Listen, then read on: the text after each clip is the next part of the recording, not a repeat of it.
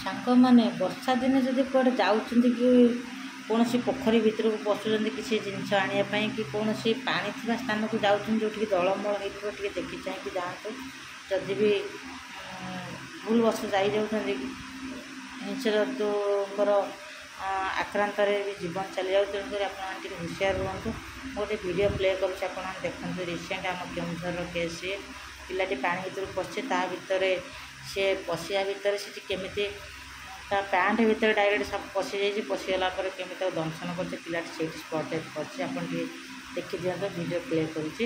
ତେଣୁକରି ଏଇ ବର୍ଷା ସିଜନ୍ରେ ଯଦି କୌଣସି ପାଣି ଥିବା ସ୍ଥାନକୁ ଯାଉଛନ୍ତି ବା କାଦୁଅ ମାଦୁଅ ଦଳମଳ ଅଛି, ଟିକେ ଦେଖି ଚାହିଁକି ଆପଣମାନେ ଯାଆନ୍ତୁ। ଦେଖନ୍ତୁ ଏଇ ଛୁଆଟି ବା ପିଲାଟି ବହୁତ କମ୍ ଏଜ୍ର ଜଣାପଡ଼ୁଛନ୍ତି। ସେ ବୋଧେ କୌଣସି ଦଳ ଥିବା ପୋଖରୀ ଭିତରକୁ ଯାଇଛନ୍ତି, ବୋଧେ ଡଙ୍ଗାରେ ବସିଛନ୍ତି ଲାଗୁଛି।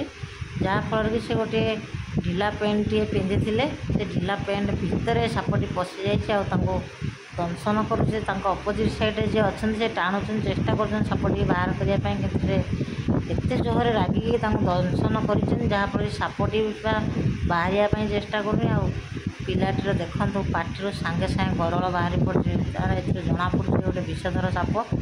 ତ ଆପଣମାନେ ଯଦି କୌଣସି ସ୍ଥାନକୁ ଯାଉଛନ୍ତି ଏ ବର୍ଷା ଋତୁରେ ଏଇଭଳିଆ ପାଣି ଥିବା ଜାଗାକୁ, ଯେଉଁଠିକି ଆପଣଙ୍କର କାରବାର ନଥିବ, ଯେଉଁ ପୋଖରୀ ହେଉ କିମ୍ବା କୌଣସି ଅପନ୍ତରା ଜାଗା ହେଇଥାଉ, ଆପଣମାନେ ଯିବା ପୂର୍ବରୁ 100 ଥର ଭାବନ୍ତୁ ଆଉ ଦେଖି ଚାହିଁ ଯାଆନ୍ତୁ।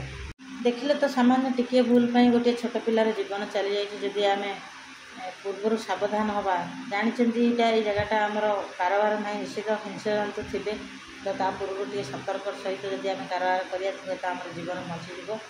ଆଉ ସେଥିପାଇଁ ମୋର ଛୋଟିଆ ଅନୁରୋଧ, ଯଦି ଆପଣମାନେ କୌଣସି ଏଇଭଳିଆ ଅପନ୍ତରା ଏରିଆକୁ ଯାଉଛନ୍ତି କିମ୍ବା ଯେଉଁ ଜାଗାଟାରେ ଆମର କାରବାର ନାହିଁ ଯାଉଛନ୍ତି, ବହୁତ ଦିନ ପଡ଼ି ରହିଛି ସେ ଜାଗା, କିମ୍ବା କୌଣସି ଦଳ ଥିବା ପୋଖରୀ ଯାଉଛନ୍ତି, ଆପଣମାନେ ଟିକେ ଦେଖି ଚାହିଁ ଯାଆନ୍ତୁ। ଦେଖନ୍ତୁ ଏଇଠି ଗୋଟେ ଆମେ ଶିକ୍ଷା ପାଇଲେ, ଢିଲା ପ୍ୟାଣ୍ଟ ବି ଢିଲା ପିନ୍ଧିକି ଯିବାନି, କାରଣ ହଠାତ୍ କି ସାପ ସରୀସୃପ ତାଙ୍କର ସଂକୋଚନ ପ୍ରସାରଣ ହୁଏ। ସେ ଛୋଟ ଫାଙ୍କା ଥିଲେ ମଧ୍ୟ ସେ ପଶି ଯାଇପାରିବେ। ତ ସେ ସଡ଼ନ୍ ସେ ଛୁଆ ବୋଧେ ପାଣି ଭିତରକୁ ପଶିଛି, ତାପରେ ସାପଟି ପଶିଯାଇଛି ଯାହାକି ତାଙ୍କୁ ଦଂଶନ କରିଛି। ସେ ତ ହିଂସ୍ରଜନ୍ତୁ ଜାଣିବେନି ସେମାନେ କାହିଁକି ଆସିଛନ୍ତି, ସେ ପ୍ରଥମେ ଆଗେ ଆଟାକ୍ କରିବେ। ତ ସେଥିପାଇଁ ଆପଣଙ୍କ ଅନୁରୋଧ, ଆପଣମାନେ ଭୁଲ କରନ୍ତୁନି, ନହେଲେ ଆପଣଙ୍କର ଜୀବନ ଯାଇପାରେ। ରଖୁଛି, ବାଏ ବାଏ, ଜୟ ଜଗନ୍ନାଥ।